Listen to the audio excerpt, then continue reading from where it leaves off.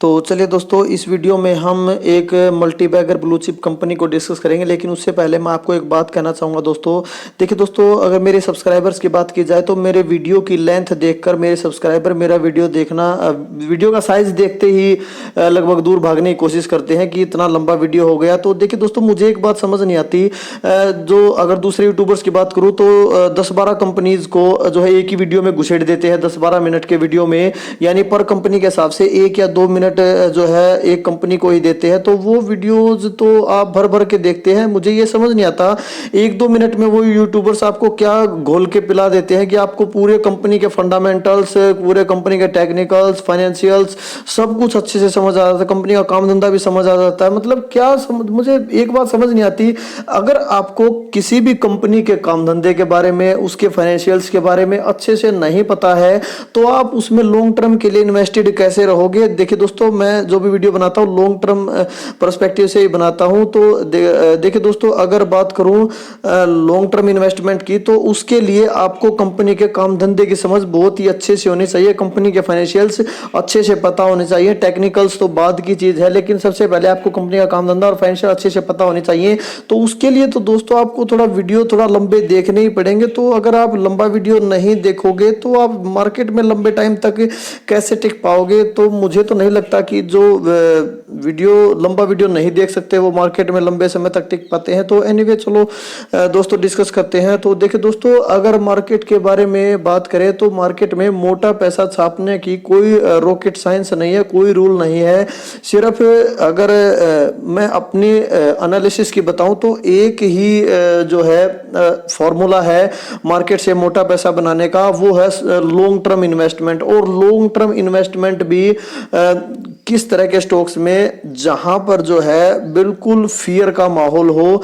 तो अगर आप जो है इन्वेस्टर्स के फियर को बाय करने की हिम्मत रखते हैं तो ही आप जो है मार्केट से पैसा बना सकते हैं। इसीलिए इक्विटी बहुत ही ज्यादा रिस्की कही जाती है। यहां पर ट्रेडिंग तो रिस्की है ही, साथ में इन्वेस्टमेंट भी बहुत ज्यादा रिस्की है। तो अगर आप लोगों के फियर को खरीदने की हिम्मत रखते हैं तो ही आप मोटा पैसा कमा सकते हैं। लेकिन अगर आप ग्रीड को खरीदने की कोशिश करते हैं तो शायद मोटा पैसा नहीं बना सकते और ट्रैप भी हो सकते हो। तो ऐसा ही कुछ माहौल की बात करें तो इस कंपनी का है, यहाँ पर आप देख सकते हो, कंपनी का नाम है ट्यूब इन्वेस्टमेंट ऑफ इंडिया। तो आज इस कंपनी के स्टॉक में काफी जो है बड़ी गिरावट ही कही जा सकती है, क्योंकि पहले तो काफी अच्छा परफॉर्म कर रहा था, काफी अच्छी जो है बाइंग देखने को मिली थी अगर स्टार्टिंग में बात करें। लेकिन उसके बाद जो है, अगर बात करूं मैं यहाँ पर जो है 11 बजे के बाद, तो 11 बजे के बाद लगभग जो है गिरावट चालू हो गई थी और गिरावट फिर लास्ट तक गिरावट रुकने का नाम ले लिया। और अगर बात करूं 2775 रुपये तक भी चला गया था। तो 2775 रुपये से थोड़ी सी बाइंग आई, फिर लास्ट में जो 2792 पे क्लोजिंग। अगर आप अपनी ब्रोकरेज ऐप में जाकर देखोगे तो चलिए दोस्तों थोड़ा बहुत, चलो एक बार इसके जो है ऑल टाइम रिटर्न्स देख लेते हैं। अगर ऑल टाइम रिटर्न्स की बात करें यहाँ पर, तो कंपनी की लिस्टिंग जो है आपको 3 नवंबर 2017 से दिखाई देगी। यानी कंपनी को अगर इस साल बात करें तो इस साल नवंबर में कंपनी को पूरे 6 साल कंप्लीट हो जाएंगे। और अगर बात करें 6 साल में कंपनी ने इन्वेस्टर्स का पैसा जो है 1002% के रिटर्न्स बनाकर दिए हैं। तो पैसा लगभग 11 गुना बोल सकते हो आप करके दिया है 6 साल में। तो काफी मल्टीबैगर रिटर्न्स कहे जा सकते हैं। तो चलिए दोस्तों थोड़ा बहुत कंपनी का काम धंधा देख लेते हैं। तो देखिए दोस्तों, इस वीडियो को मैंने जो है अपने प्रीवियस वीडियो में भी कवर किया था, लेकिन उसमें जो है बिल्कुल शॉर्ट में कवर किया था। लेकिन अब थोड़ा सा हम डिटेल में थोड़ा इसका काम धंधा देखेंगे। तो अगर कंपनी के काम धंधे की बात करें तो कंपनी जो है ट्यूब इन्वेस्टमेंट ऑफ इंडिया एक लीडिंग मैन्युफैक्चरर है, वाइड रेंज ऑफ प्रोडक्ट जो मेजर इंडस्ट्रीज सच एज, किस प्रकार की इंडस्ट्रीज की बात करें, automotive industry, railway, construction, mining, agriculture, इन सभी इंडस्ट्रीज की जो है बात की जाए तो लीडिंग मैन्युफैक्चरर है। काफ़ी सारे प्रोडक्ट्स इन इंडस्ट्रीज के कंपनी बनाती है। तो अगर बात करें, कंपनी मेनली 3 वर्टिकल्स में काम करती है। पहला वर्टिकल्स उनमें से इंजीनियरिंग, मेटल फॉर्म्ड प्रोडक्ट्स, और तीसरा जो है बाईसाइकिल। तो चलिए थोड़ा आगे देख लेते हैं।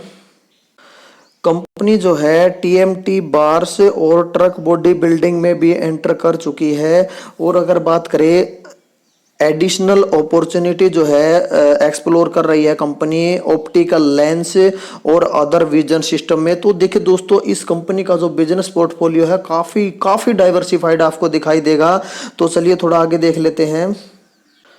तो जैसा कि हमने जो है देखा था कि कंपनी मेनली 3 सेगमेंट में काम करती है। पहला इंजीनियरिंग था, दूसरा जो है मेटल फॉर्म्ड प्रोडक्ट था और तीसरा बाईसाइकिल था। तो अगर पहले सेगमेंट की बात की जाए तो जो इसका इंजीनियरिंग डिवीजन है वहाँ से कंपनी को 29% का रेवेन्यू प्राप्त होता है। और यहाँ पर आप देख सकते हो company CDW cold drawn welded tubes बनाती है और इसी में ये कंपनी मार्केट की लीडर भी है।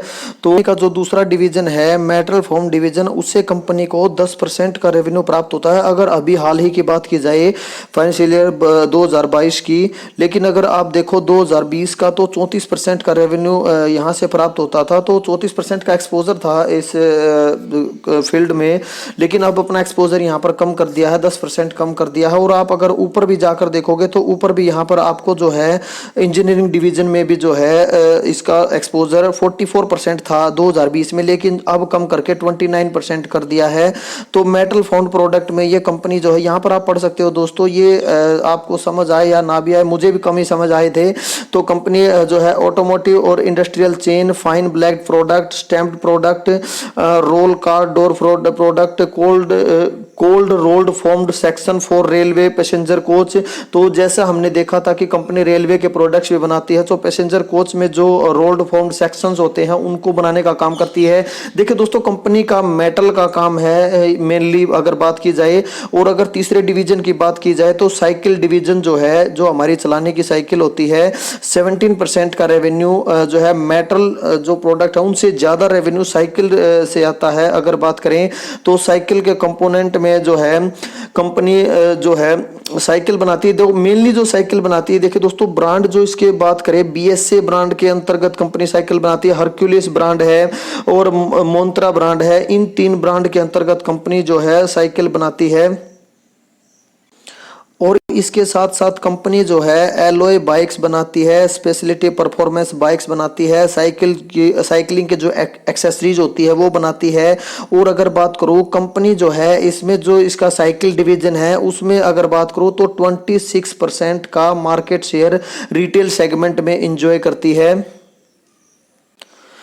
और अगर बात करें गियर डिवीजन की, जो गाड़ियों के गियर वगैरह होते हैं, 2% का रेवेन्यू अभी जो है रिसेंटली आता है। 2% का एक्सपोजर जो है इसका गियर डिवीजन में है। और अगर पिछले एक्सपोजर की बात करें, जो प्रीवियस एक्सपोजर 2020 में 5% का एक्सपोजर था, अब इसने इसमें अपना एक्सपोजर हर जो सेगमेंट है उसकी तरह कम किया है। तो शांति गियर लिमिटेड जो है इस कंपनी के सब्सिडायरी है, जिसमें ये कंपनी जो है 70% का स्टेक जो है कंपनी में होल्ड करती है और एक टॉप गियर मैन्युफैक्चरर कही जा सकती है। अगर शांति गियर लिमिटेड की बात करें तो भारत की टॉप गियर मैन्युफैक्चरर है, उसमें ये कंपनी 70% का शेयर एंजॉय करती है। आगे अगर बात करें क्लीन मोबिलिटी बिजनेस में भी कंपनी का जो है एक्सपोजर है, अगर बात करें तो यहाँ भी कंपनी जो है 69.9% का स्टेक जो है वो होल्ड करती है। किसमें? Celestial E mobility for total investment 161 crore रुपए की मूल्य का जो है। अगर इस कंपनी के सब्सिडायरी की बात करें तो TI क्लीन मोबिलिटी है। इस कंपनी के थ्रू, इसकी जो सब्सिडायरी है इस कंपनी के थ्रू जो है सेलेस्टियल ई मोबिलिटी में जो है 69.9 या 70% का आप मान के चल सकते हो स्टेक होल्ड करती है। देखिए दोस्तों अगर कंपनी के बनने की बात की जाए तो कंपनी डीमर्ज होकर बनी है TI फाइनेंशियल होल्डिंग्स से। TI फाइनेंशियल होल्डिंग्स, जिसका अब नाम जो इन्वेस्टर, रिटेल इन्वेस्टर का फेवरेट चोलामंडलम जिसका नाम है, उससे अलग होकर, उससे डीमर्ज होकर कंपनी बनी है 2017 में जो है कंपनी बाजार में लिस्टेड है 3 नवंबर 2017 से। तो चोलामंडलम से डीमर्ज हुई है।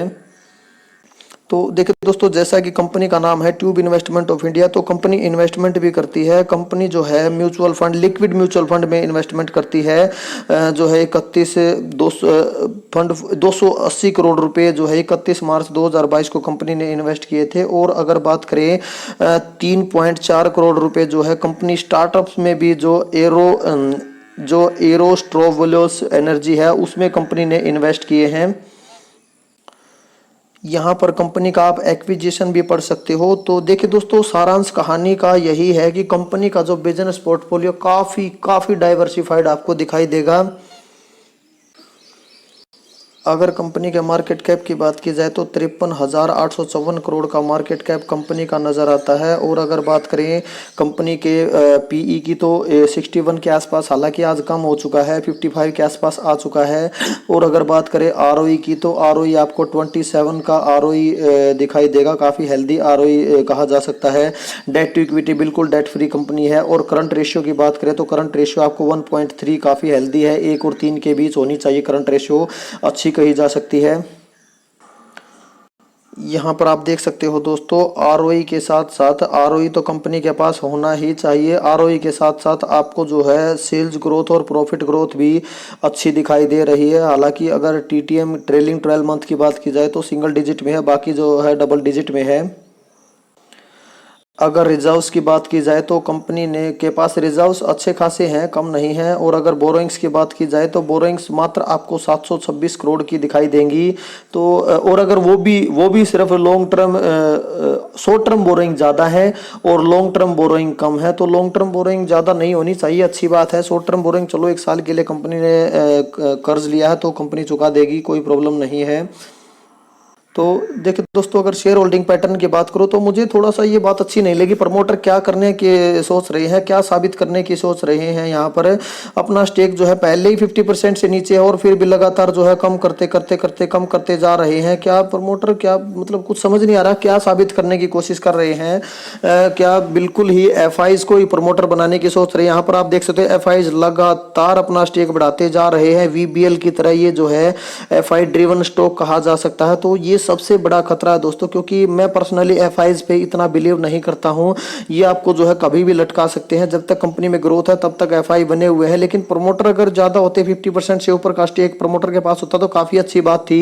लेकिन मुझे थोड़ा सा अच्छा, वैसे देखा जाए तो जो एफआई और डीआई दोनों कंटिन्यूसली जो है बाइंग कर रहे हैं। हालांकि डीआई ने अपना स्टेक कम किया था, लेकिन अब फिर से थोड़ा बढ़ाया। और माल छीना किससे है, माल यहाँ पर आप देखोगे पब्लिक से छीना गया है।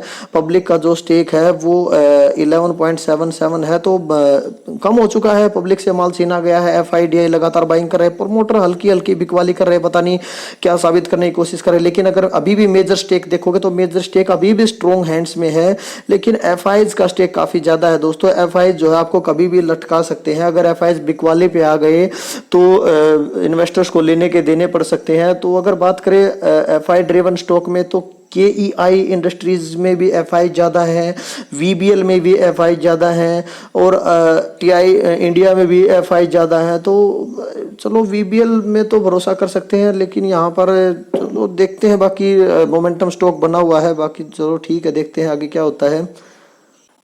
अगर इंडाइसिस की बात करें तो निफ्टी मिड कैप 100 का पार्ट है कंपनी ये, और निफ्टी अल्फा का पार्ट है कंपनी। निफ्टी जो है आगे बात करें निफ्टी 500 का पार्ट है कंपनी। और अगर बात करें आगे निफ्टी ऑटो का पार्ट है कंपनी। और अगर बात करें निफ्टी आगे देखते हैं, निफ्टी मिड कैप 150 का भी पार्ट है कंपनी। तो चलिए थोड़ा आगे चलते हैं। अगर प्लेजिंग की बात की जाए तो यहाँ पर आप देख सकते हो पहले प्लेजिंग थोड़ी सी ज़्यादा थी और अभी जो है प्लेजिंग थोड़ा सा कम हो चुकी है। तो अभी जो है मार्च क्वार्टर से तो प्लेजिंग थोड़ा सा कम दिखाई देगी आपको, लेकिन पहले थोड़ा ज़्यादा थी प्लेजिंग। तो अभी भी जो है काफ़ी अच्छा स्टेक है वैसे प्रमोटर के पास, लेकिन 50% मिनिमम होना चाहिए, 50% से कम है। डीआईज के पास थोड़ा ज़्यादा और एफआईज के पास थोड़ा ज़्यादा, और एफआईज जो है कंटिन्यूसली बढ़ाते भी जा रहे हैं। सेल्स ग्रोथ आप यहाँ पर देख सकते हो, तो पहले तो जो है थोड़ा सा अटकी हुई थी, लेकिन अब जो है थोड़ी रॉकेट बन चुकी है। और अगर बात करें प्रॉफिट्स की तो प्रॉफिट्स भी उसी तरह पहले अटके हुए थे और अब जो है ऊंची ऊंची बिल्डिंग्स आपको दिखाई देंगी कंसिस्टेंसी के साथ। और अगर बात करें क्वार्टर ऑन क्वार्टर बेसिस पे तो क्वार्टर ऑन क्वार्टर बेसिस पे सेल्स में हालांकि थोड़ा कंसिस्टेंसी ठीक सा दिखाई देती है, लेकिन अगर बात करूँ मैं जो है प्रॉफिट की क्वार्टर ऑन क्वार्टर बेसिस पे तो यहाँ पर थोड़ा कंसिस्टेंसी कम है। जो है कहीं आपको ऊंची ऊंची बिल्डिंग दिखाई देंगी, जैसे लग रहा हो जैसे सर्दियों की कंपनी हो, और यहाँ पर मार्च की बिल्डिंग ऊंची है। और अब थोड़ा प्रॉफिट अब गिर चुके हैं, तो शेयर प्राइस भी एडजस्ट होने की कोशिश कर रहा है, उसी हिसाब से शेयर प्राइस भी गिरने की कोशिश कर रहा है। तो चलिए थोड़ा टेक्निकल से देख लेते हैं।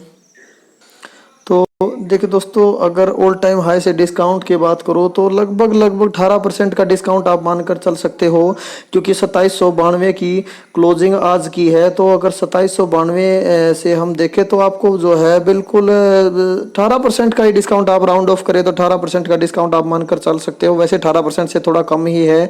तो देखिए दोस्तों, ये जो ट्रेंड लाइन ड्रॉ की थी, तो इस ट्रेंड लाइन को तो तोड़कर नीचे आ चुका है। ये काफ़ी लंबी ट्रेंड लाइन आपको यहाँ पर दिखाई देगी। तो अभी तक तो इस ट्रेंड लाइन से ऊपर ही सस्टेन कर रहा था। ये ट्रेंड लाइन जो 2850 के लेवल तक थी, तो इसको तो तोड़कर अभी नीचे आ चुका है। आपको नीचे आता हुआ दिखाई देगा। तो अब देखते हैं बाकी नीचे कहाँ तक जाकर रुकता है।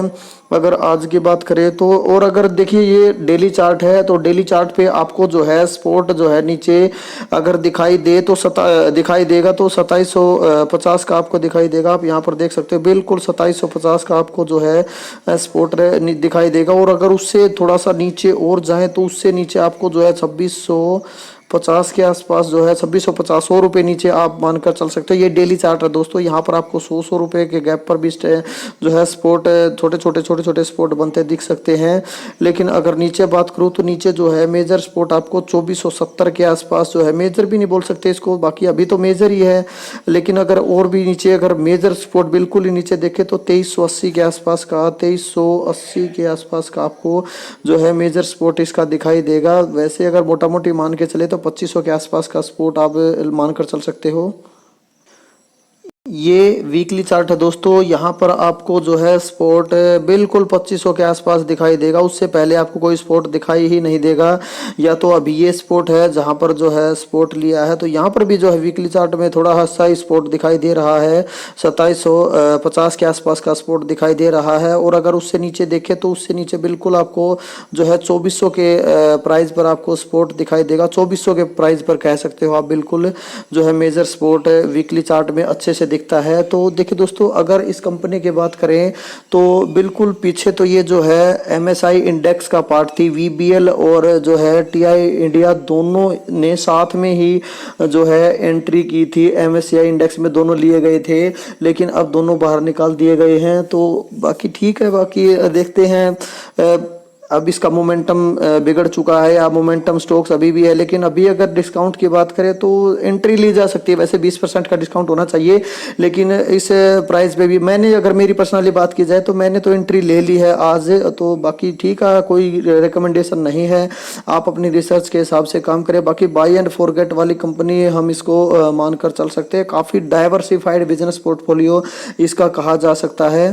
तो ओके, वीडियो ऑलरेडी काफ़ी लंबा बन चुका है। तो अगर फोकस्ड पोर्टफोलियो आप बनाना चाहते हो तो फोकस्ड पोर्टफोलियो में इस तरह की कंपनीज वैसे होनी चाहिए, जिसमें आप थोड़ा सा वेटेज ज़्यादा भी देकर चल सकते हो।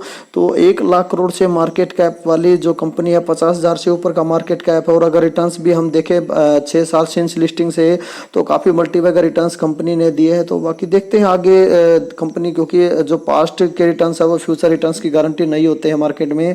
तो ठीक है, देखते हैं। बाकी पास्ट में तो कंपनी ने अच्छा किया है और कंसिस्टेंसी भी चार्ट में दिखाई देती है। बिल्कुल आपको चार्ट लगभग 45 डिग्री पे ही दिखाई देगा। लेकिन अगर स्टार्टिंग में देखें तो स्टार्टिंग में इतना अच्छा परफॉर्म नहीं किया था। प्रॉफिट्स अटके हुए थे, सेल्स अटकी हुई थी।